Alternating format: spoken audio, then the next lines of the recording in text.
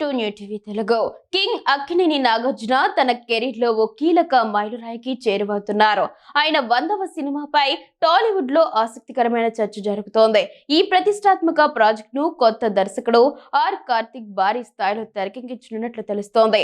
తాజా సమాచారం ప్రకారం ఈ చిత్రంలో నాగార్జున సరసన ఇద్దరు స్టార్ హీరోయిన్లు నటించనున్నట్లు గట్టిగా ప్రచారం జరుగుతోంది.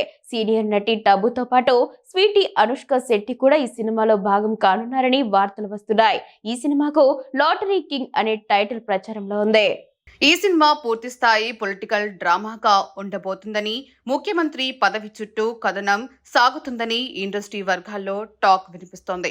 అంతేకాదు ఈ చిత్రంలో నాగార్జున ద్విపాత్రాభినయం చేయనున్నారని కూడా అంటున్నారు. ప్రధాన హీరోయిన్ పాత్ర కోసం మొదట నయనతారను సంప్రదించగా చివరికి టబును ఖరారు చేసినట్లు సమాచారం. ఇప్పుడు మరో కీలకమైన పాత్ర కోసం అనుష్క శెట్టితో చిత్ర బృందం చర్చలు జరుపుతున్నట్లు తెలుస్తోంది. ఇది నిజమైతే చాలా కాలం తర్వాత నాగార్జున, టబు, అనుష్కలను ఒకే సినిమాలో చూసే అవకాశం ప్రేక్షకులకు దక్కుతుంది. ఈ సినిమాకు సంబంధించి మరో ఆసక్తికరమైన విషయం బయటకు వచ్చింది.